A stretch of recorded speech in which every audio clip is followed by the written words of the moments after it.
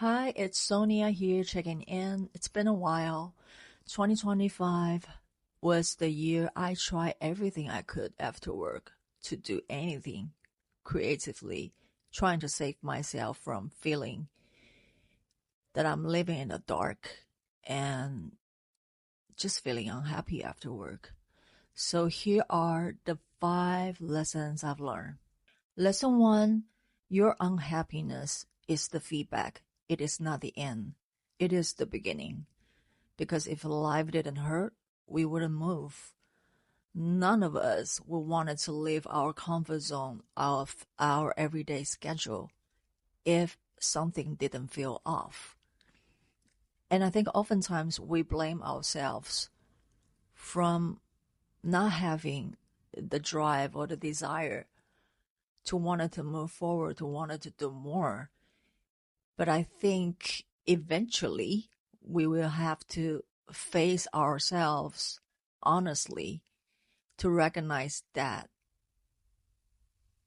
the feeling of unhappiness in our seemingly stable life in front of our face is not a failure, but it's simply a signal that it is time for you to move on, to try something new, to bring more wonders and something to look forward to in your everyday life. I think to understand and to have the right perspective and the right mindset is very important, because you cannot judge yourself just because you are not feeling 100%. It's just simply life's way of telling you that it is time to try something new and move on with your life. You didn't do anything wrong. You just come to a point in your life where something gotta give. You just gotta change and leave that comfort place for something more adventurous, more creative, more fun. Just to look for something for you to look forward to in your everyday life. So in my personal opinions, I will say unhappiness is the drive to move you forward with your life. Lesson number 2: curiosity will save your life. Study something, research something, learn something, and then just try to do something that you enjoy exploring. Time can be painful, empty, and draining if you are not enjoy what you are doing. Curiosity is like this strange friends that you ran into once in a while, and it's telling you that whatever you are consuming, you feel connected to certain things, and once you spend the time to discover what is the connective point in between you and your interests, and after observing for a while, you decided to do something with it, that's when your emotional sabotaging of yourself, blaming yourself, can transform into action and stop you from thinking about how miserable you're feeling right now, to stop overthinking and use your interest, your curiosity to transform them into new activities. That's how I was saved from my own curiosity, because I was always very driven and inspired by the lessons and the pain and the suffering from my personal life or work, to reflect on what life is all about for me. So my first reaction in the beginning of 2025 was just to talk about what I learned in life, and then making videos sharing what I learned, and start writing, and then eventually I back to the routes that I've always been doing before 2020 happens, back into my music creation. And I haven't been feeling wanted to do any music for a very long time because I spent a lot of time rebuilding and struggling my next vendor business. And then when my everyday life with work, when my vendor business got on track, that's when I started to feel like, is work all I have? Or is there something more? So that's where my unhappiness and emptiness came from, is because I have always been a creative person. So when I was too busy fighting for survival and gave up that part of me, that's where my unhappiness coming from. So eventually I just circle back to use my interest, my curiosity to save me from all those negative feelings. Just transfer them into actively doing something. So curiosity really saved my life in a lot of ways. Lesson 3, once you get going, you meet a brand new you.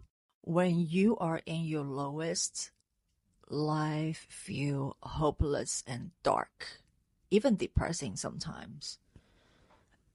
And my experience was that night I talk about in my videos, that when I was walking my dog, my brain just asked me these very dark questions of, what's the point of me being here? And that's when I realized I need to make real changes, because I don't know I was that unhappy. I thought I was just resting after work. But I think it is different for everyone. Some people can feel content and satisfied just by having a stable job, stable income, and then spending their time entertaining, hanging out with friends, spending time with families. That's what can make them feel fulfilled. But for me, I have always been someone who's very interesting about asking questions about what life is for me, since I was very little. And I have always been someone who want to try to do things creatively, whether it is writing or songwriting. I just need to feel like I'm saying something, expressing something, trying to connect something with the world to feel less alone. Because most of my friends, they are just very happy and content with what they have. But for me, I like to spend time alone a lot.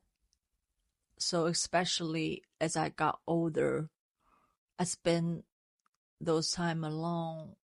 If I wasn't doing anything creatively, I think I naturally gravitated to judge myself that I'm not trying. So looking back, I know that was the source of my depressed feelings. Ultimately drive me to ask myself that question, what is the point of me being here? Because spiritually, I think I know I'm not doing enough to live the life I really wanted. So by just doing those conversational YouTube videos talking about life, that's getting rid a lot of useless thinking from my time, but actively doing something that is making me happy, feel connected.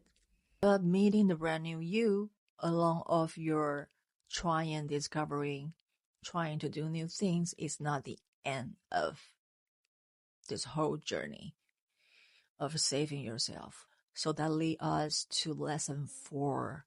Finding a new goal won't solve everything, because life still goes on, and there's going to be problems with work, with family, with friends, with self-doubts, with the executions of your goals. And everything just eventually goes back to how strong and how well your mentality is. That's why I always just want to talk about life more, even than the things I'm most passionate about, which is music. Because life basically was the thing that inspired me to do music, just to communicate all the unspoken words and emotions and lessons that I have learned. Music is a tool of expression, but it's not everything, because I am not someone that's into performing. I think I'm more into communicating life through all the tools that I can use. Life somehow is the thing that I'm most passionate about. And life, the mystery of life, of why am I here, I think ultimately was the drive that pushed me to do anything at all. Looking for purpose, looking for meaning, looking for happiness, looking for fulfillment, looking for something to look forward to every day of life, looking for some answers, looking for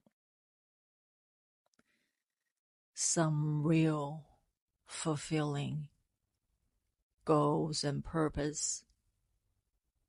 Life is what life is all about, I think, in the end.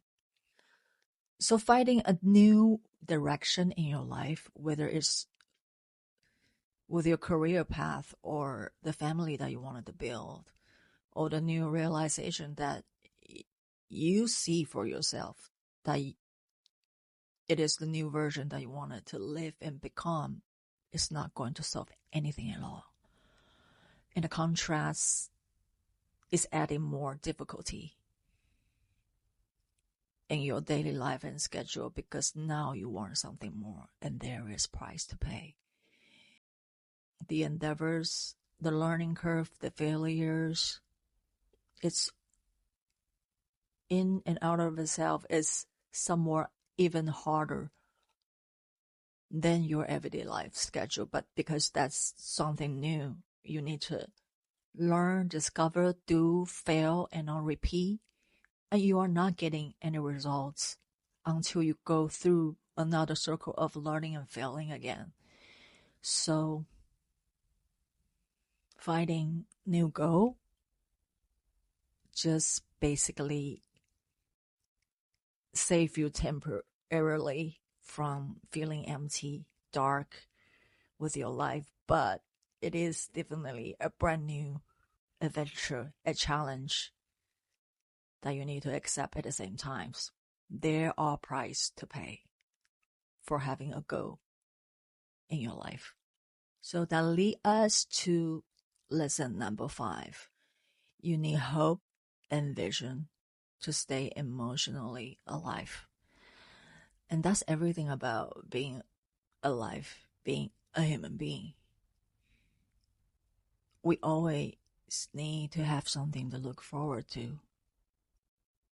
I don't know if you notice the amount of excitement and happiness that you feel after you decided to reward yourself to shop something online, when you were looking for the specific items that you wanted to reward your hard work with.